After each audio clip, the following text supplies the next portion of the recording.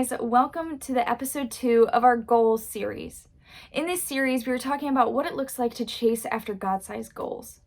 Now, God-sized goals are things that God has placed on our heart, things He wants us to chase after, to seek after, to help bring about change, to further His kingdom, so that others and ourselves can grow closer to God, understand more about who He has called us to be, and further His kingdom here on earth. And that can happen in big ways and small ways, but I think it's so important to understand that God is always actively calling us to do something. And last week, I challenged you to be really considering, what do you think God is placing on your heart to do something about? How is God stirring something in you that you need to run after? A God-sized goal that He has asked you to seek. And we're looking through the story of Nehemiah and how he chased after a God-sized goal, which was restoring Jerusalem. You see, Jerusalem had been ransacked and destroyed, and the Israelites cast out. And after 140 years, a prophet Nehemiah saw an opportunity. God stirred in his heart to do something about it. He stirred in Nehemiah's heart to go and rebuild the wall of Jerusalem. Because there was a chance for Jerusalem to be rebuilt, but first Nehemiah wanted to rebuild the wall, and for two reasons, practical and spiritual. The practical reason is that the city of Jerusalem was vulnerable. It was vulnerable, and rebuilding the wall would help the Israelites safely rebuild Jerusalem. But the spiritual aspect of it was that it would be honoring to God. It would show all those who saw Jerusalem, all the Israelites who had been cast out, that Jerusalem would be rebuilt, that God was there, He was at work, and His will would be done. Nehemiah knew that this was important. You see, God placed this God-sized goal in his heart, and Nehemiah was scared, and we see this in these chapters, but he still pursues it. He pursues it, and he intently plans. And I think that's something that we need to figure out. Because you see, I've struggled with this too. Sometimes we can feel God stirring something in our heart. We can feel Him calling us to do something, and we ask God for clarity and for answers, and then we think we're supposed to just wait. And you know what? Sometimes maybe we need to. But most of the times, God wants us to pursue after what He has called us to, because He doesn't always give us step-by-step clear answers. He'll give us a vision, He'll give us an understanding, He'll show us something that is broken that needs to be fixed, but may not clearly state how that's supposed to look. And we choose to freeze and wait for God to give us that clarity instead of taking action, instead of planning, instead of being intentional. And so I want to look at the story of Nehemiah today and how he seeks to be intentional. And you see, you can read through the first 2 chapters and see so many examples of it. The way he goes to the king, the questions he asks, how he already knows the amount of time he might need, what resources he might want to use. You see, Nehemiah is planning while he is praying to God. And it's something that we need to do too. You see, we shouldn't just be stuck in prayer, but while we're praying to God for clarity or for certainty or for opportunity, we're also thinking through, what resources do I have? How do I think I can best change this? What is exactly the need I want to address? What might be some ways to look at this? Start thinking through it. Start planning while you are praying. And the next thing we see Nehemiah do, and I'm not going to dive into the specific examples today because that's just too many verses for today and a 15-minute teach to give you guys. But what he also does is, while he is planning, he starts preparing. He starts putting his resources together. He starts doing what he thinks needs to be done in order to do his plan, in order to move things forward as he heads to Jerusalem and prepares to build this wall. And here's what I want to look at in Nehemiah chapter 2 verses 1 through 9. Let's read, 2 verses 11 through 20. And here's what it says. I went to Jerusalem, and after staying there 3 days, I set out during the night with a few others. I had not told anyone what my God had put in my heart to do for Jerusalem.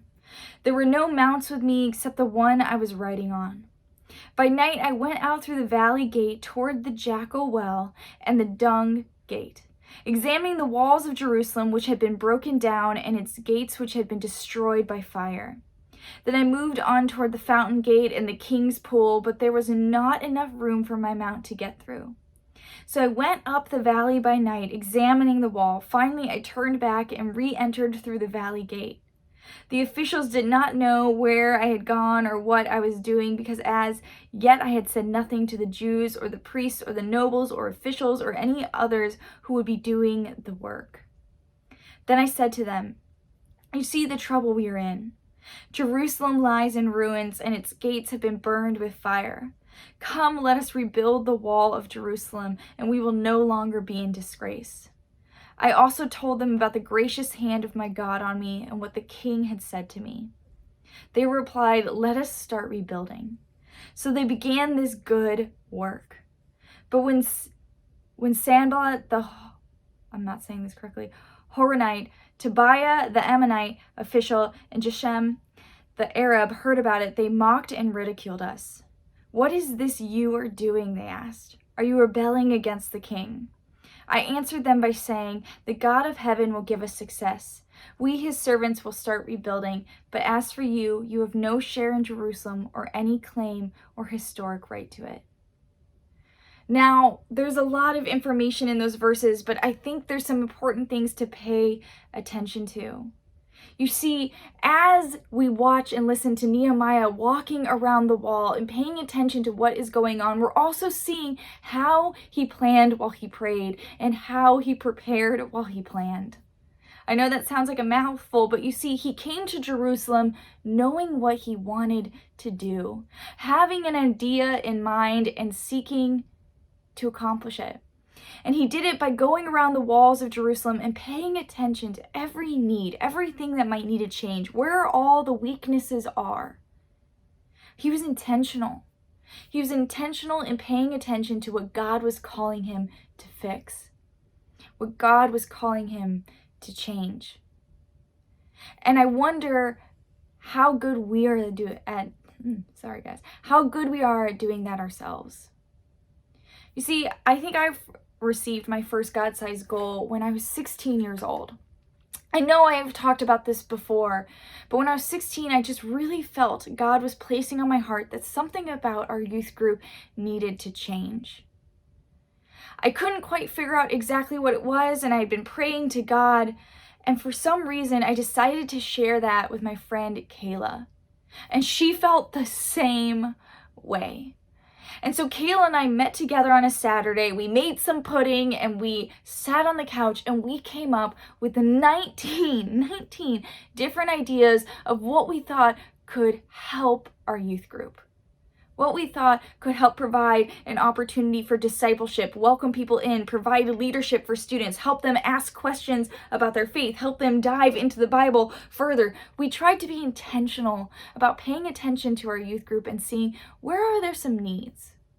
Where are there some gaps? Because God is placing something in our heart and clearly we need to be seeking it out. And so we took these 19 ideas and we met with our youth pastor, Andrew. And Andrew was an amazing guy, and I'm so grateful for how he responded to Kayla and I. You see, he listened to all of our 19 ideas and he heard us out, and at the end of it, he told us to do something that I think was really wise. Something that I deeply appreciate now. What he said was, "I want you guys to go and really pray about all of these ideas. And then I want you to come back to me with one. Choose one of your 19 ideas that you are really going to chase after. Once you've given or found that one idea, you've decided what that it is, then you can really start planning and preparing for it." And so Kayla and I did that. We left and we prayed and we talked about it and we ultimately decided we were going to start a Bible study. And Kayla and I had never done a Bible study before. We were just teenagers and we were still fairly new to the faith. But you see, God worked in incredible ways and he used us. And he used us and surrounded us with people who helped us start this Bible study. And this Bible study grew and grew. And it started off with 6 people on our first week. Then went to 7. But by the end of the summer, over 30 people were attending this Bible study every single week. And it got even bigger. And we didn't just run this Bible study for a few months. We ended up running it every week for years. And I ran it for 3 years, and after that I stopped and somebody else took over. And what was so crazy about that experience is when Kayla and I first responded to whatever God was placing on our heart, in no way did we think that God was going to be calling us to start a Bible study. In no way did we think that God was going to be using that Bible study to really help our community and help people grow in their faith. And but we never would have thought that that Bible study would have continued for over 10 years. For over 10 years after Kayla and I started it, after we graduated, and after we left Impact. God used us, that prompting He placed in our heart and our desire to be intentional with that, to help shape our community. And the reason I'm telling you that is not to say, yay me, because the truth is I didn't do anything crazy or incredible, and neither did Kayla. We just listened. We listened to what God was telling us in our hearts, and we decided to chase after it, even though we were nervous, even though we doubted ourselves, even though we were scared at times. But the thing is, God surrounded us with the people that we needed, and God gave us confidence when we needed it. And times when we weren't confident, He helped us learn. And I want you to hear that story because I want you to understand that God calls you just the way He called Kayla and I. And if you just choose to respond, if you choose to listen, if you choose to pray, if you choose to plan, and you choose to prepare and be intentional, you can shape communities. You can bring change. You can further God's kingdom here on earth. Because you see, I'm not anything special. Neither is Kayla. But what is important to understand is that Kayla and I, and you as well, were made by God to do His work. God has designed us for this. He has designed us to chase after these things and glorify Him, and we just have to be willing to do it. And the thing is, guys, you might be opposed. People might not agree with what you choose to do. People might laugh at you for it, and I hope that's not the case. But we should not be afraid of what others might think or how others might respond. If God is really truly placing something on your heart, it's there for a reason. And the reason is that it matters. It matters to God, and it should matter to you. So what does it look like for you to continue into this series, to head into next week, and really be thinking about what is it has God placed on your heart? And really now start thinking, how am I going to respond to it?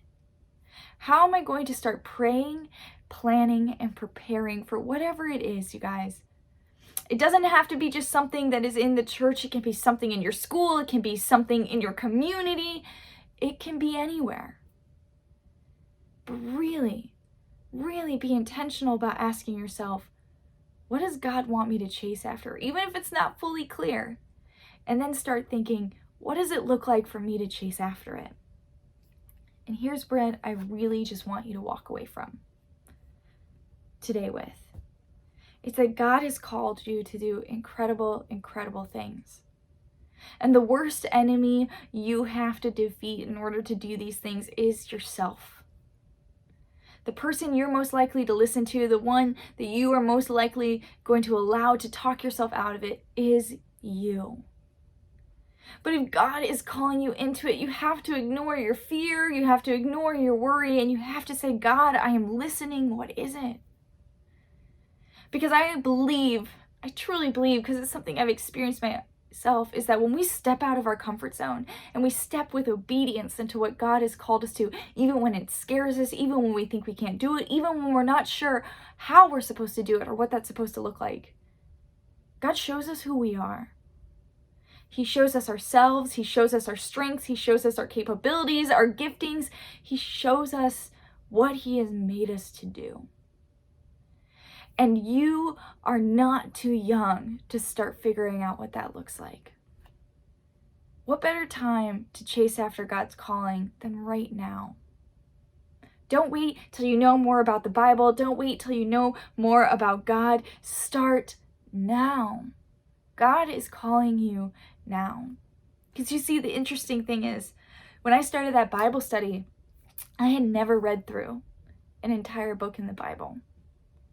But it was through that Bible study that I learned about my love of sharing the Bible and teaching about it. And starting that Bible study was one of the ways that God called me into ministry. And I never would have guessed that at 16 when I first felt that calling. And I promise you, you have no idea what God is going to call you to for the rest of your life, but you discover it by seeking after the things He's placed on your heart now. So head into small group today, guys. Be talking about what God has placed in your heart, but also be talking about how you think you might need to be chasing after it. Start to put a plan together. A plan that you're going to prepare about, a plan that you are going to pray about, one thing that you can be intentional with. And if it's more than one thing, that's great. But I want to challenge you to at least focus on one. So let's head into small group. And let's just be really honest about where we think God is leading us in this season. All right, guys, stay around for announcements.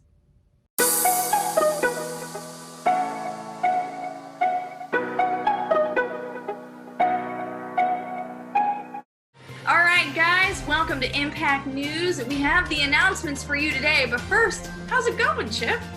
It's going great down here in Tennessee. I'm sitting out on the back porch where it's sunny and nice, and I guess I'm rubbing in a little bit, but so be it. I'm enjoying the weather. What? No, it's all, I can't say snowy at this moment. It's definitely very icy. It looks kind of wintry where you are. Oh, I feel like I'm surrounded in Narnia landscape, so I'm actually enjoying it, but I don't know about anybody else here. I can't speak for them. It is quite charming, I'll have to say that. I know, but I feel like now that the ice has fallen, I need to go sledding. I can probably do some serious damage to myself. Sounds good. So what's the announcements today? Our first announcement is we have Bible study this week, guys, on Instagram Live at 7 p.m., followed by a discussion group afterwards. You can DM our Instagram for the link to that discussion group. We are going to be continuing our Galatians Bible study. It's a great book. You don't want to miss it. You definitely want to be a part of it. So we'll see you guys there. Sounds good.